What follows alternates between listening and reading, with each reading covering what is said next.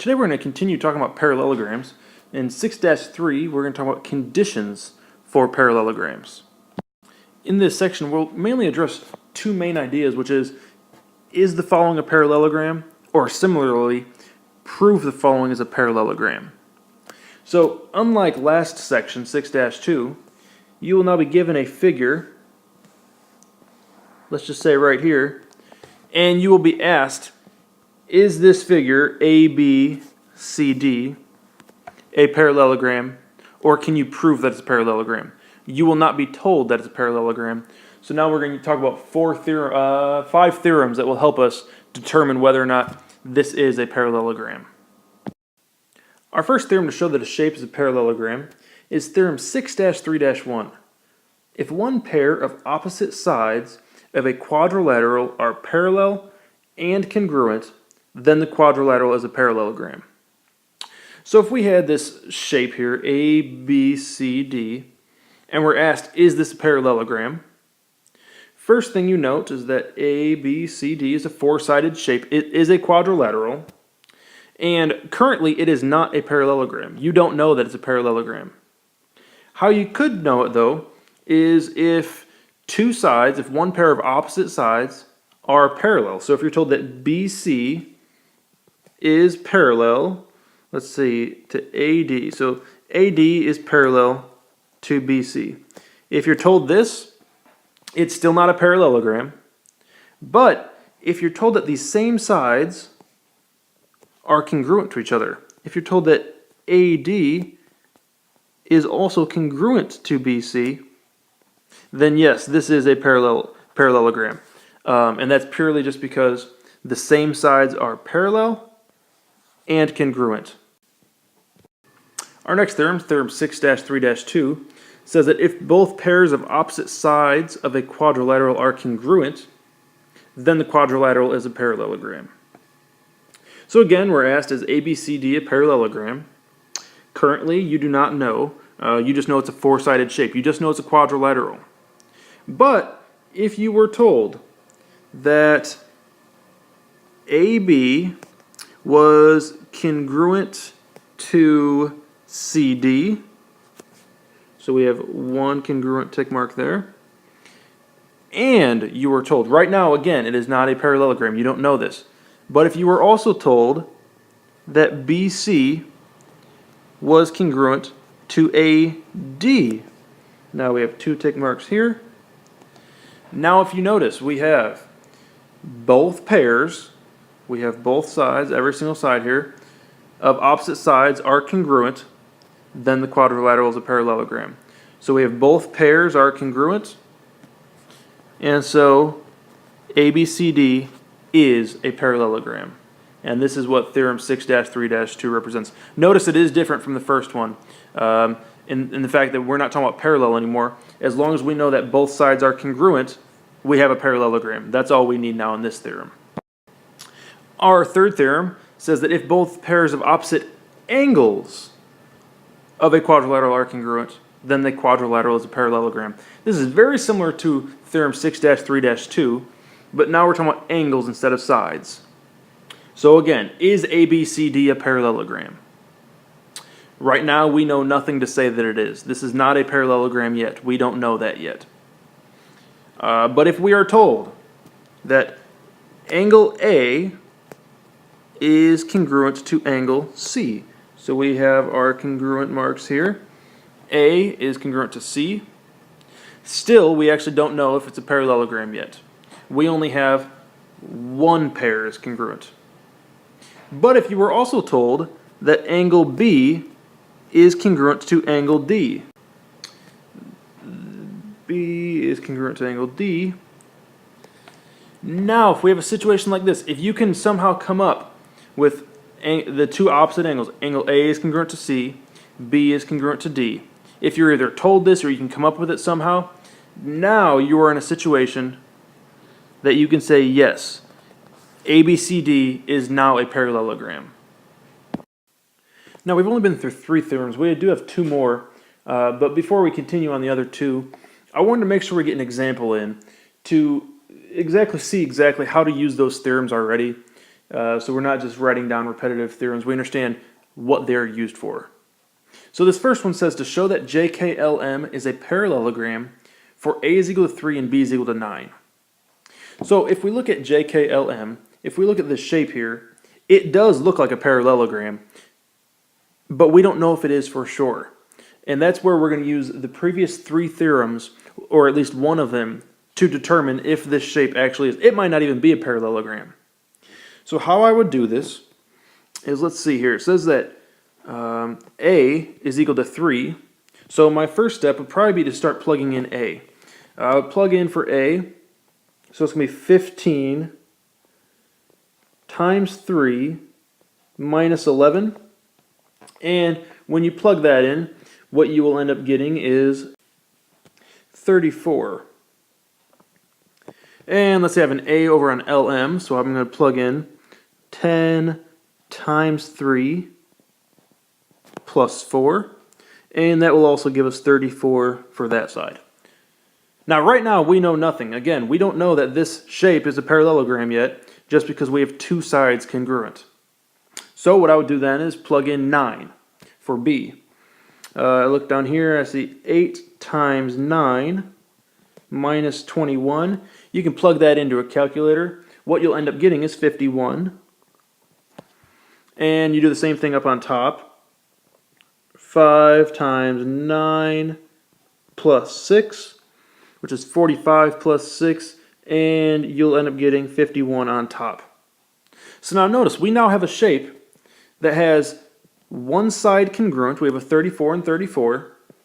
So we can draw on our congruent marks. And then we have the other sides. The top and bottom are also congruent because they're both 51.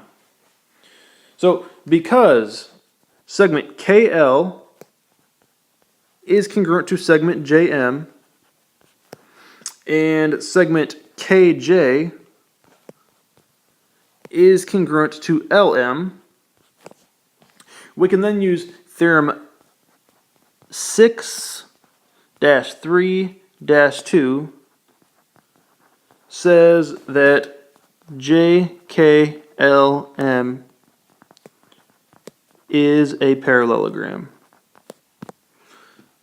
And this is that's the point of the other theorems that we've been talking about, is that we didn't know that the shape was a parallelogram, but now we do, purely because the sides are congruent. We would have said the same thing if we saw the angles were congruent, or if one side was congruent and parallel. It just so happened that we were talking about 6-3-2 on this one. We do have 2 more theorems. The first one, 6-3-4, says that if an angle of a quadrilateral is supplementary to both of its consecutive angles, then the quadrilateral is a parallelogram. So again, we're asked, is ABCD a parallelogram? Right now it is not. We don't know that it is. But if we had some way to show that, let's just say angle A. Let's just say that angle A is 60 degrees. If we had some way to show that angle A was, let's say, 60, and angle B was 120, or in other words, angle A and angle B are supplementary. If you are able to show that they are supplementary, they add to 180. And again, right now this ABCD is not a parallelogram. But if you were also able to show that angle D was also 120, or in other words, angle A and angle B are supplementary, they add to 180, and that angle A and D are, then it's a parallelogram. So if you could also say that angle A and angle D were supplementary, then you can say that this shape is a parallelogram. Our final theorem for the day, 6-3-5, says that if the diagonals of a quadrilateral bisect each other, then the quadrilateral is a parallelogram. So is this shape, is ABCD a parallelogram? Right now, again, it is not. We don't know that it is.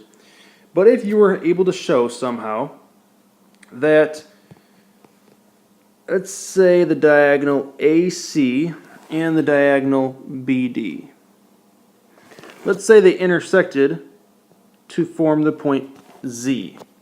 So we have the point Z right there. If you were able to show that BZ is congruent to DZ and AZ is congruent to CZ. So we had one segment seemed to be bisected, so BZ was congruent to DZ.